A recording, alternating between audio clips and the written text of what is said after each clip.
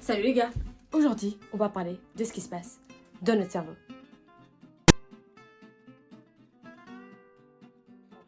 Mais avant toute chose,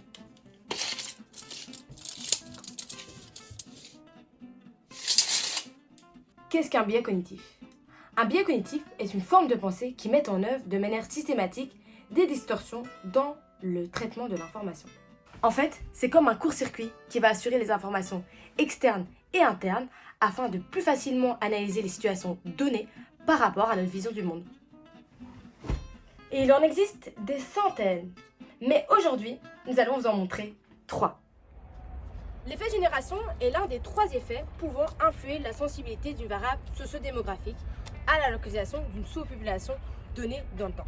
Cette génération va établir un lien de causalité entre la génération à laquelle ressort une sous-population donnée et une variable considérée.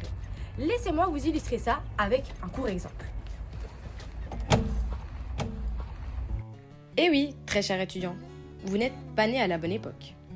En effet, dans les années 1970, un CV tenant sur un bout de post-it était suffisant pour être engagé sur le champ. Alors qu'aujourd'hui, Dieu sait à quel point les employeurs sont exigeants.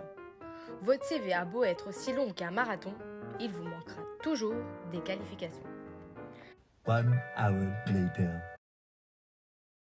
A few moments later.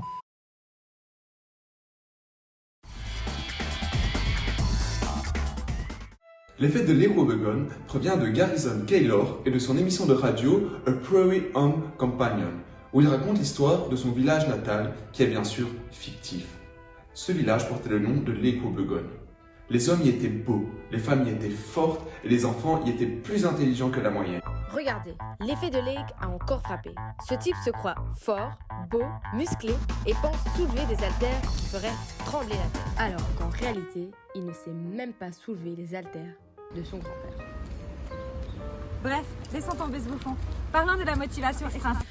Maintenant, nous allons vous parler de la motivation extrinsèque. Mais avant, il faut comprendre qu'est-ce qu'est la motivation. La motivation est la raison pour laquelle nous accomplissons des choses, quelles qu'elles soient. Elle est propre à chacun, ou presque. Nous partageons des motivations communes, comme avoir un plus haut poste ou encore réussir dans son année scolaire.